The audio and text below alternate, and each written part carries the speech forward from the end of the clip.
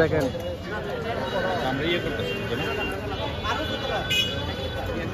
উদ্দেশ্যে বলছি, আমরা 12 অক্টোবর থেকে, গত মাসের 12 অক্টোবর থেকে আমরা ভৈরববাসী সর্বস্তরের জনগণের ব্যানারে দীর্ঘদিনের দাবি, ভৈরব কলিয়ারচরের প্রাণের দাবি, ভৈরব জেলা বাস্তবায়নের দাবিতে আমরা ভৈরবের ছাত্র জনতা আপনাদের জন্য নীরব দাবি, আপনারা যেন নীরব ভাবে ভৈরব জেলা বাস্তবায়নের দাবি জানাতে পারেন। তাই আমরা ভৈরব জেলা বাস্তবায়নের কর্মসূচি, ভৈরব জেলা বাস্তবায়নের লক্ষ্যে বাস্তবায়ন চাই। এই প্লে কার্ডটা আপনারা লাগিয়ে নেবেন নিজ দায়িত্বে।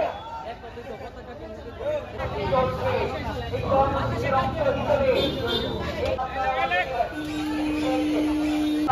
পতাকাগুলো আপনার নিজ দায়িত্বে লাগিয়ে নিয়ে যাবেন। এই পতাকা আমরা দিয়েছি, এই পতাকা ছড়িয়ে পড়বে কিশোরগঞ্জের সাথে। তথাকথিত এই জনপ্রশাসন মন্ত্রণালয় আমাদেরকে ময়মনসিংহ বিভাগের অন্তর্ভুক্ত করেছিল, মানে করে ফেলবে এরকম একটা প্রস্তাব দিয়েছিল।